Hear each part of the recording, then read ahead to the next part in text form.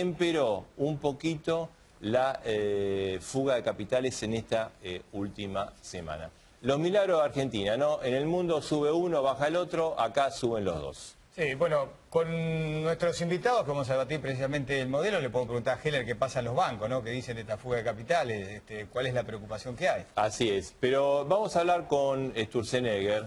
Le queríamos preguntar, ¿cómo ve usted la política económica? ¿Está bien, como dice el gobierno?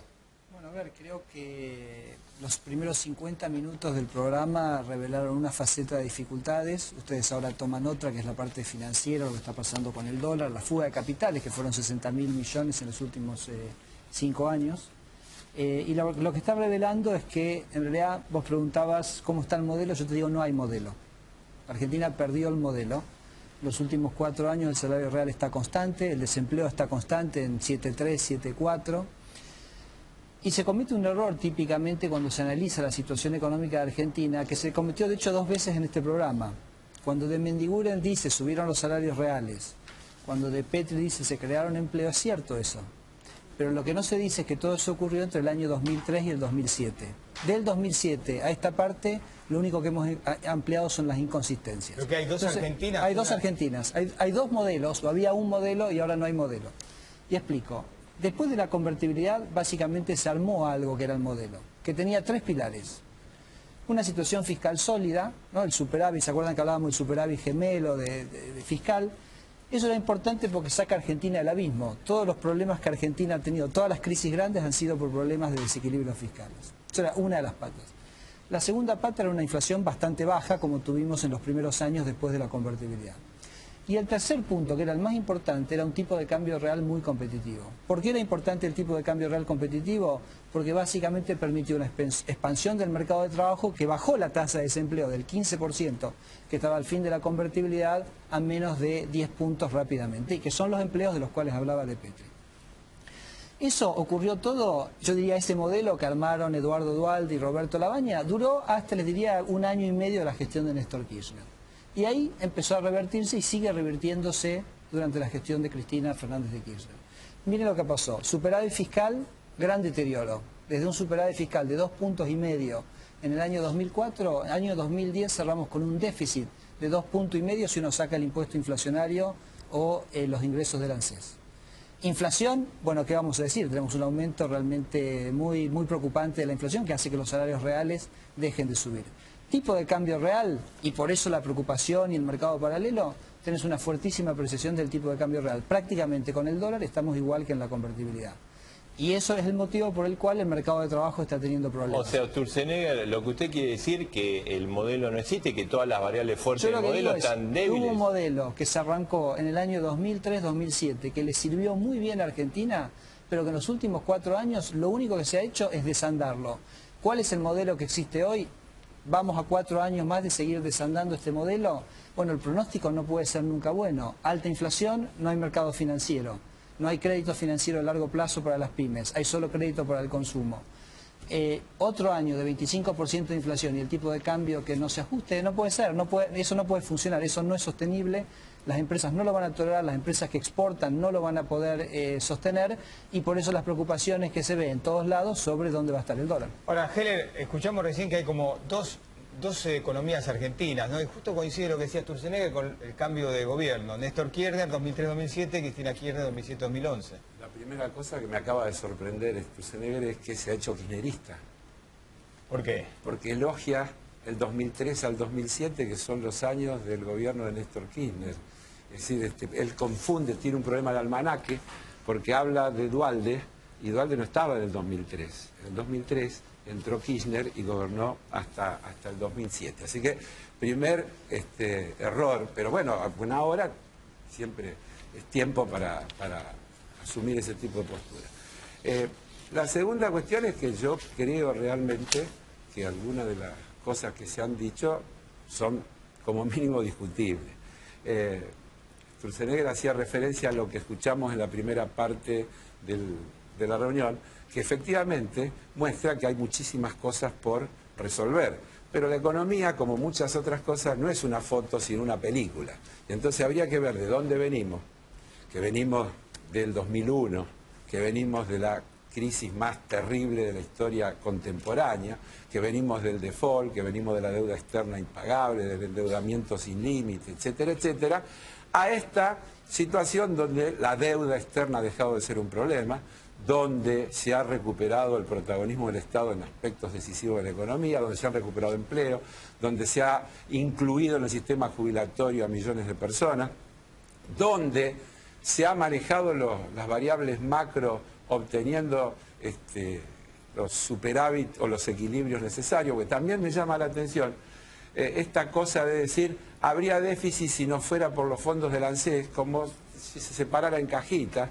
Yo lo he escuchado a Sturzenegger, por ejemplo, criticar los excedentes del Banco Central como parte de los ingresos del Estado, y es autor de un proyecto que propiciaba que los excedentes del Banco de la Ciudad vayan a ingresar los recursos del gobierno de la ciudad, es decir, la Tesorería General, una evidente contradicción. Entonces yo creo que la Argentina sigue manteniendo una envidiable situación de superávit fiscal, tiene un respetable margen todavía de superávit comercial, altísimo, menor que el año anterior, pero muy importante. Ha consolidado una posición de reserva que aleja totalmente las posibilidades de especulación contra el dólar. No se puede especular contra el dólar. Quiero decirle que eso que ustedes han explicado es la defensa de la ilegalidad. Porque, como le escuché decir al señor Ferreres hace poco, los que compran dólar en el mercado paralelo son a los que no les gusta que la AFIP averigüe de dónde le vienen los recursos. Ahora, si lo que queremos es defender ese tipo de sociedad donde se evade, no se paga los impuestos y se saca la plata afuera, que por otra parte habría que decir que todos esos dólares que se van, primero se ganaron acá, en este país, es rentabilidad obtenida en la Argentina. Entonces, un poquito, la historia argentina, por otra parte, ¿no? Un poquito para pensar, sí, pero hoy nadie tiene problema si tiene dinero lícito y demostrable para ir a un banco y comprar dólares a el precio del dólar oficial, es decir, no existe eso.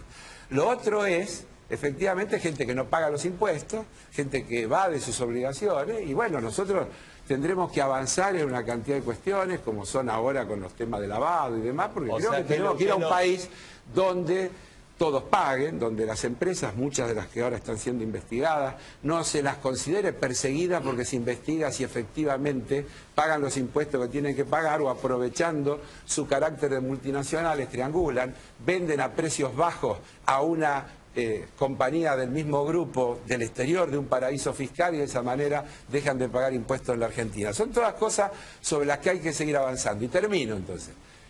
En la foto está lleno de problemas.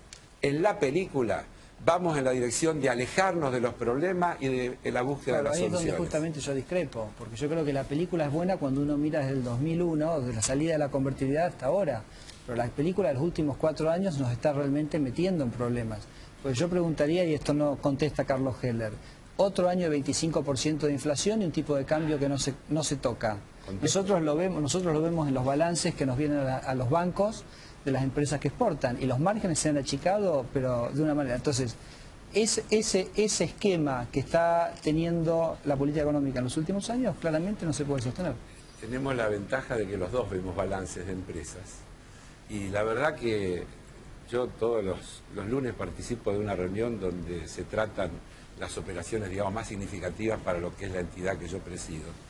Y siempre nos llama la atención cómo en este último tiempo los balances son todos positivos. Lo que han mejorado los balances de las empresas comparados con hace una década es fantástico, es realmente fantástico, es sorprendente. En cuanto al tema de la inflación y el tema del tipo de cambio, está claro que la Argentina lleva adelante una política de flotación administrada, es decir, no de libre flotación, y creo que eso requiere un manejo fino, que es tener en cuenta la competitividad, y tal vez eso explica parte de ese planteo que hacía Marcelo al comienzo. Es decir, el tipo de cambio real, vos sabés igual que yo, que no es la paridad del peso contra el dólar, sino que tiene que ver con la canasta de moneda que se corresponde con los flujos de la economía, a dónde vendemos, a dónde compramos, una serie de cosas que son los que determinan ese tipo de cambio real competitivo. Yo creo que todavía ese tipo de cambio sigue siendo más que aceptable, teniendo en cuenta las variaciones de los precios internacionales, los precios internos, etcétera. El valor actual del y que dólar, la rentabilidad empresaria de los sectores que exportan en general Podrá haber algún sector en particular que requiera correcciones, pero en general sigue siendo positivo. En cuanto a la inflación, quiero decir que las causas históricas que se han señalado como generadoras de la inflación hoy no se dan. Ni hay déficit fiscal, ni hay déficit de balanza comercial, es decir, ni hay emisión monetaria de control. De alguna manera, la emisión monetaria en la Argentina desde el 2007 para acá, curiosamente, ha ido permanentemente por debajo del crecimiento del Producto Bruto Nominal, que incluye el aumento de precios que tiene la inflación, por debajo. Es decir, no ha sido expansiva, sino contractiva. Por lo tanto, no se le puede echar la culpa. Lo que sucede es que no queremos abordar el verdadero problema, que es la puja distributiva, la existencia de grupos concentrados de la economía, que son los formadores de precios y que inciden fundamentalmente con una empresa... Ahora se me convirtió en menemista, Heller. Porque menemista se me convirtió. ¿En menemista? En menemista, sí. Ah, diablo. Porque si básicamente el problema son los oligopolios, entonces lo que me estará convenciendo es que durante la década de los 90, entonces todos los empresarios eran buenitos y ahora son malos y aumentan los precios. No, yo sé que vos defendés lo de los 90, pero eso, ¿cómo que no? Mirá, ¿sabés lo que tengo acá? Ahora, yo lo que diría, lo siguiente. Es cierto que el real se apreció, y eso de alguna manera lo ayuda temporariamente a Argentina, pero está claro que Argentina no puede seguir con una inflación del 25% y un dólar que no se mueve. Me parece que eso está clarísimo y no tiene, digamos, ninguna solución. ¿De dónde viene la inflación? También es algo que los economistas no tenemos que dar vueltas y engañarnos con historias de dónde viene, cosas raras.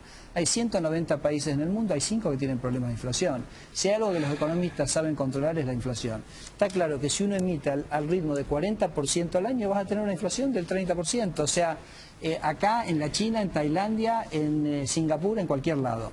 Entonces, en tanto en cuanto el gobierno insista con una tasa de emisión como la que tiene, va a tener inflación.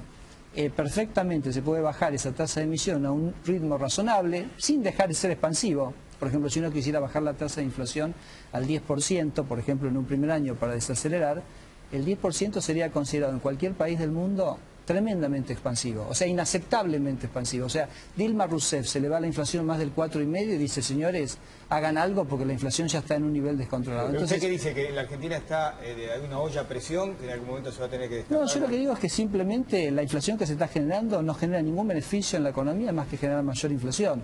Uno podría una inflación del 5, 6, 7, 8%, tendría la misma expansión del producto sin generar todos los efectos negativos que genera la inflación, que en particular es debilitar y complicar la política cambiaria, porque es mucho más difícil manejar una política cambiaria con una inflación del 25% que si estuviéramos en un orden de inflación del 5 o 6%.